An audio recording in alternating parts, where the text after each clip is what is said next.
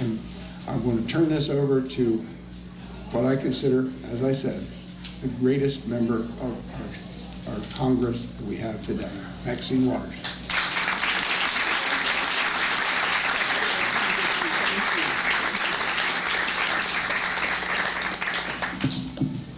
I want to thank the mayor for their very kind introduction. The mayor and I have been working together for the past 2 years, and we have developed a strong relationship. He's visited Washington, advocating for the city, and I'm not going to talk a lot about him because I'm going to introduce him a little bit later. Thank you, Mr. Mayor.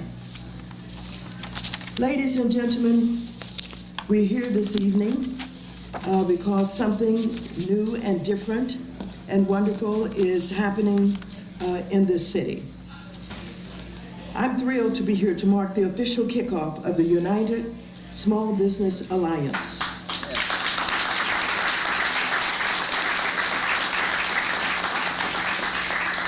And I want to thank Paul Tabakian, Professor of Political Science from my alma mater, Cal State Los Angeles. Give him a big round of applause. And Aurelio Mattucci for putting together this wonderful effort and for inviting me here today. I'm here with my husband, Ambassador Sidney Williams. I know that our founders have worked hard and they've made a great effort and they've put this project together. And as many of you here know, to better understand the concerns faced by small businesses, Aurelio waged a 4-year door-to-door campaign that included more than 3,700 visits to small businesses in the Torrance area.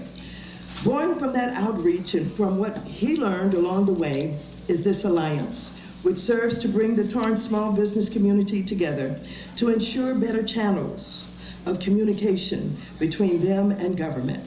I applaud your commitment to the Torrance community and to the mission of the United Small Business Alliance, creating,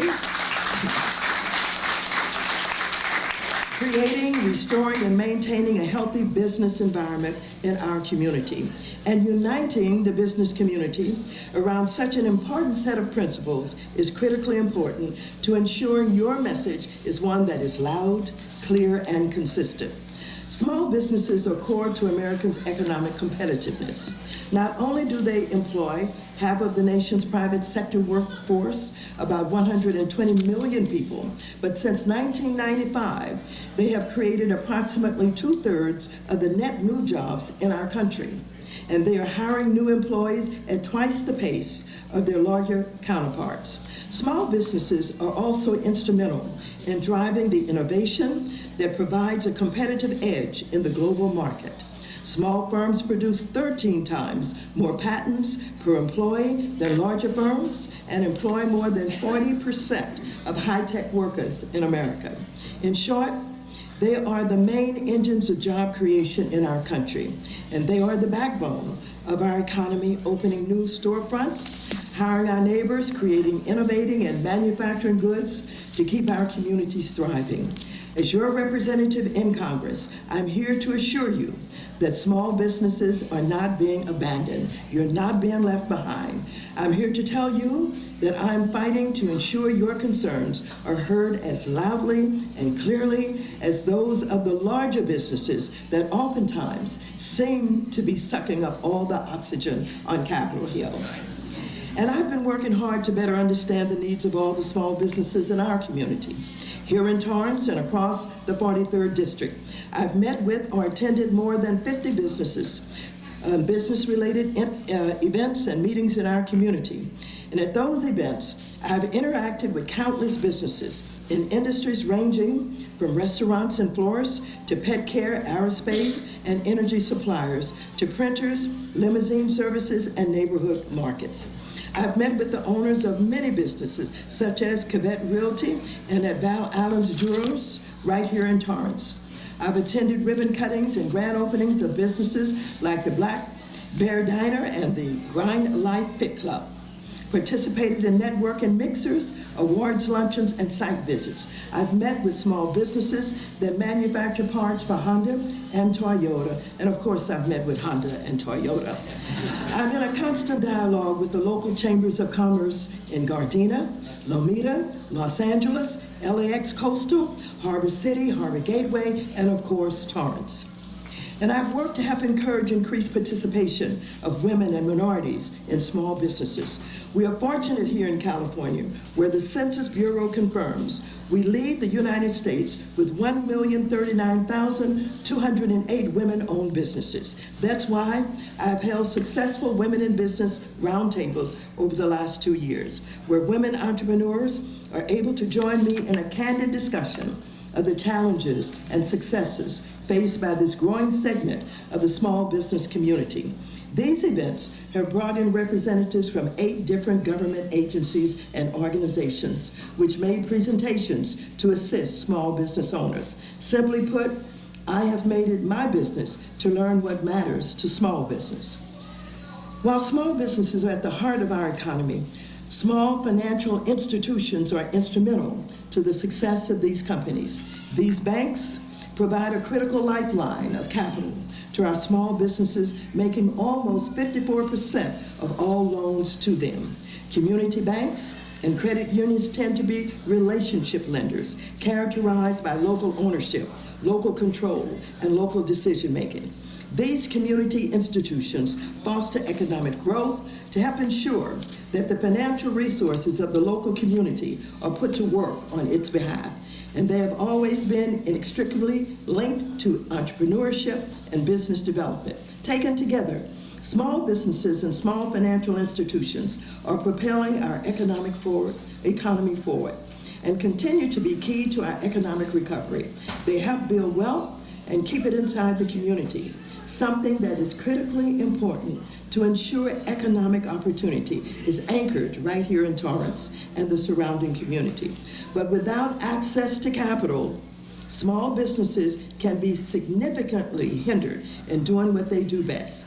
This is particularly the case in our area, where the small entrepreneur is a key driver of economic growth, and if supported, can help lower the high unemployment rates in many of our communities. In the face of Congress's reluctance to consider any realistic public policy that will help our nation's small businesses, I believe that we need to take action on our own.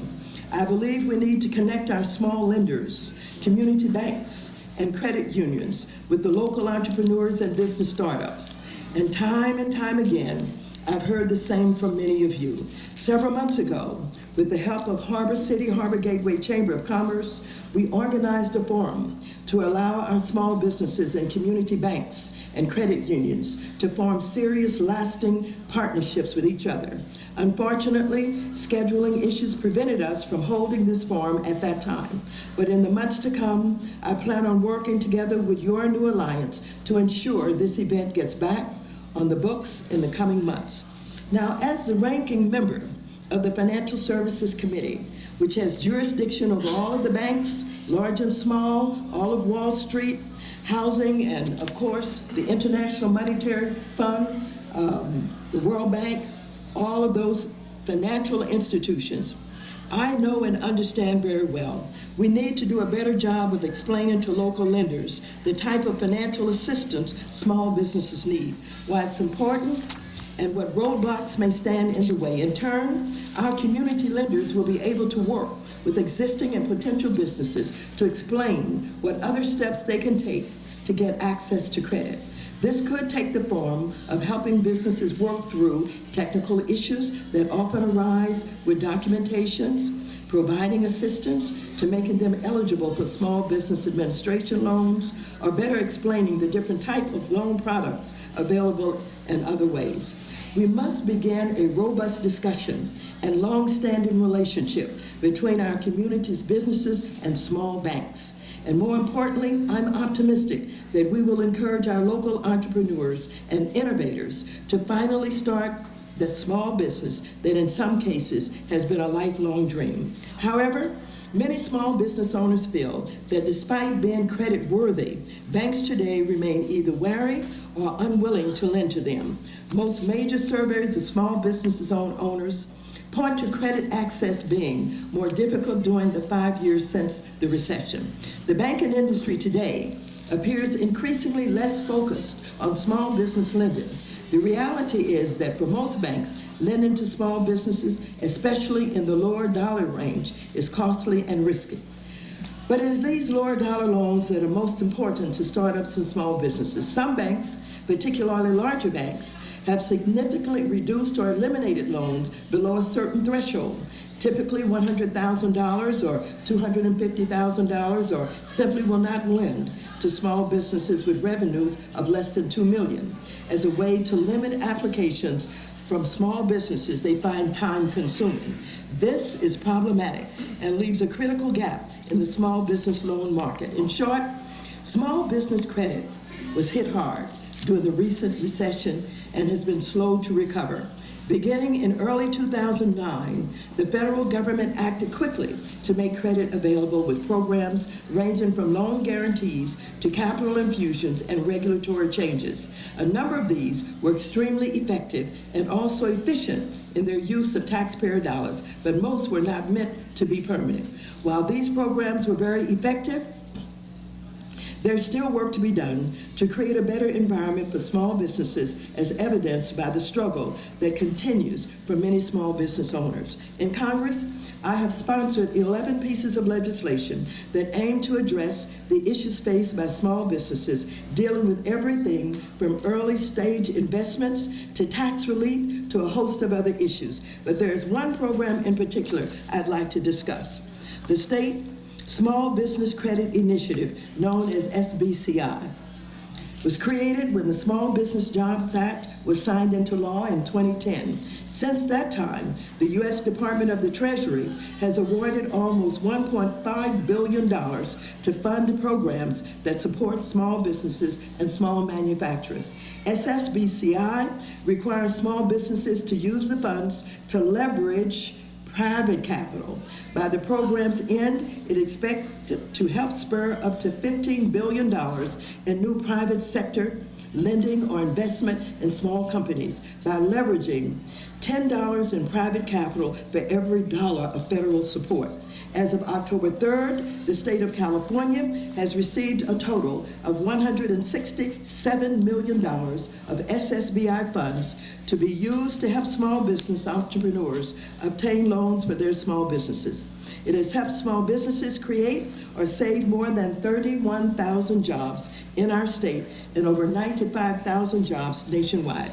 Moreover, it has leveraged over $309 million in private financing for California small businesses. Much of California's federal funding goes to the California Small Business Loan Guarantee Program, which encourages lending participants to make small business loans that otherwise would not be made and help keep their jobs and small businesses right here in our state and in our community. Small business loans are then made by financing institutions, credit unions, and community development finance institutions directly to the small businesses that need them. The assistance can be used for business startup costs, working capital, inventory, franchise fees, business expansion, lines of credit, new construction and renovations, bridge financing, and even refinancing of existing businesses' debt. In California, SBCI financing has reached small businesses in a diverse range of industries, including retail trade, manufacturing, hospitality, and many types of services. About 2/3 of all SBCI loans or investments were for less than $100,000. Small businesses with fewer than 50 employees receive 96% of SBCI loans, and 80% of the borrowers employed 10 or fewer employees. And half the total dollars loaned with SBCI support have gone to companies no more than 5 years old, which significantly contribute to net job creation. One SBCI success story from right here in Torrance is that of McLaurin Industries, a manufacturer of rubber tracks over the tire tracks. tires for large construction machines, and tooling related to rubber mixing and rubber compounding. In 2011, thanks to the SSBCI program, McLaurin secured a $700,000 loan, which allowed the company to expand in terms of revenues, profits, and job creation. And according to George Valley, the company's owner, the past 3 years have seen revenues have grown by 40% and profitability over 200%. And McLaurin is now an approved vendor for rubber tracks and tires for Bobcat and Caterpillar, with two of the industry's largest companies. Moreover, they're in preparation to open a new U.S. production facility in 2015, creating jobs of new good-paying jobs. These are the types of businesses and legislative efforts upon which Congress should be embarking, and it is exactly why I have joined with my colleagues to ensure this program continues. The success of SSBCI has led to many states funding allocations being almost completely deployed. With an additional infusion of capital, a number of California's small business lending programs could continue not just for the next 2 to 3 years, but for decades. That's why I'm such a strong supporter of the Small Business Access to Capital Act of 2014, which would provide an additional $500 million for states, as well as a $1 billion for a new competitive pool of funding for which states and consortiums of states may apply. And I'm fighting to push my colleagues on the opposite side of the aisle to consider this legislation right away. I'm going to wrap this up, but I have to talk a minute about the Export-Import Bank. There are several other ways that government can assist in creating a friendly environment for small businesses. One such example is by making sure the Export-Import Bank continues to create jobs and open doors for the small businesses and manufacturers in our district.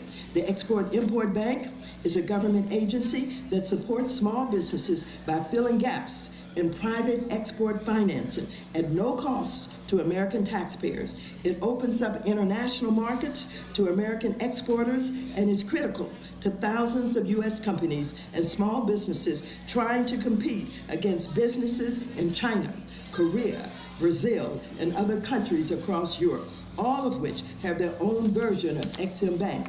Since 2007, the bank has supported a total of $23 billion in exports from 1,109 exporters right here in California, 780 of which are small businesses. And just in our community alone, the bank has supported a total of $306 million in exports from 23 exporters, 15 of which were small businesses. But in recent months, the continuation of the Export-Import Bank has come into question, with a number of my friends on the opposite side of the aisle publicly criticizing the bank and calling for its outright elimination. As ranking Democrat on the Financial Services Committee, I've been leading the effort to ensure the bank continues to help our small business owners. And I've been engaging our community small businesses directly about the importance of the bank. In May of last year, I hosted an exporter forum for small business in Hawthorne, which featured Export-Import Bank Chairman Fred Hochberg. More than 75 representatives from local companies, many from Torrance, attended the event, which focused on how American companies can gain a competitive edge when exporting their products overseas.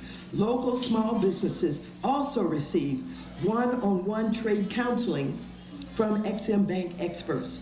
At the Torrance Chamber, I held a series of meetings with about 20 businesses that rely on the bank, better understand how they may use it, how successful it's been, and update them on my work on the front lines of keeping this important institution. And in April of this year, I invited a number of businesses from our area, such as Nancy Mercolino, president and owner of local business Ceilings Plus, and Steve Wilburn, CEO of green energy company Firm Green, to come to Washington, D.C.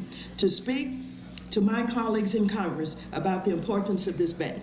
And just this week, I joined with someone from the opposite side of the aisle, Gary Miller, who represents part of San Bernardino County, to release legislation designed to ensure the bank remains open and is able to continue supporting small businesses and the hundreds of thousands of jobs they create. Finally, let me say this. I want to hear more from you. My office and my door are always open to you. I try my best to hear the concerns of my constituents and take action on their behalf. One such example is Physical Optics, a small woman-owned technology firm. Back in 2011, Physical Optics told me about their concerns with the uncertain future of the Small Business Innovation Research Program, known as SBIR. SBIR requires that agencies support research and development in small businesses, and it is an important tool for growing American manufacturing, an industry that supports a strong middle class. SBIR has provided our military with a wide range of technologies that improve their operations, help keep our servicemen and women safe, and also employ tens of thousands of Americans in a variety of high-paying research and manufacturing jobs. It also increases the participation of minorities and women in tech.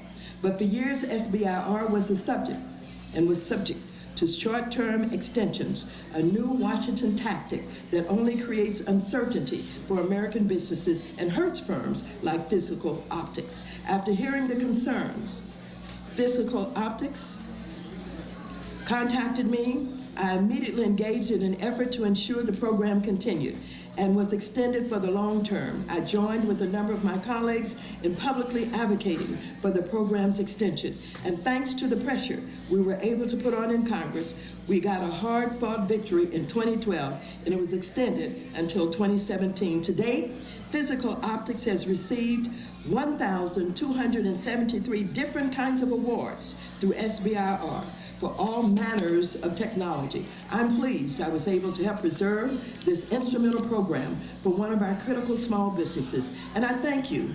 And with that, it is my great pleasure to introduce my friend, who has certainly deep roots here in Torrance and cares deeply about his business community. But before I do that, I'm going to ask you to look on your seats and pick up this package. If you don't have one, it will be passed out to you. And the reason I want you to look at it is because when I got the invitation to come, I had to reflect on my work and what I've been doing, and so I decided to catalog it. And so I want you to take this home with you, because you will see, first of all, what the 43rd Congressional District is, what the boundaries are, all the cities that it includes, and you will understand the complexity and the diversity of this very great congressional district. I want you to see one of the things I like and love about Torrance is how we do grand openings, the ribbon cuttings, and the anniversary celebrations for many businesses. I always go. And I don't go just because I'm gonna get a free donut or something. I got you an empanada. That's right. But I want you to know I did get free food from Torrance Bakery at their opening. It was a great event. And so when I took a look at the number of grand openings I had attended, I know we have a lot in Torrance, but I didn't realize I had did 1, 2, 3, 4, 5, 6, 7, 8, 9, 10, 11, 12, 24. And then I looked at the number of businesses I had toured, visited, and patronized across the section of businesses, including everything from SpaceX to Alpine Village, Hitco, you name it. And then we took a look at what we had participated in, attended, or spoken at events here in the last 2 years. And there's a long page. Torrance is a busy city with a lot of events, and when you add Lomita and Harbor Gateway and Harbor City to all of that, it can keep you going 24 hours a day. And so we have done the outreach. We've held a number of special events focused on small businesses. We outline those, and we list the names of the businesses that benefit from the Export-Import Bank. A lot of people don't know about that. They think about Boeing and SpaceX and some of these businesses as the beneficiaries, but I want you to know there is a supplier chain that's involved, connected to the big businesses, many of them located in the South Bay and right here in Torrance. We've invited all of them to meetings to help us become advocates for the continuation and the reauthorization of the Export-Import Bank.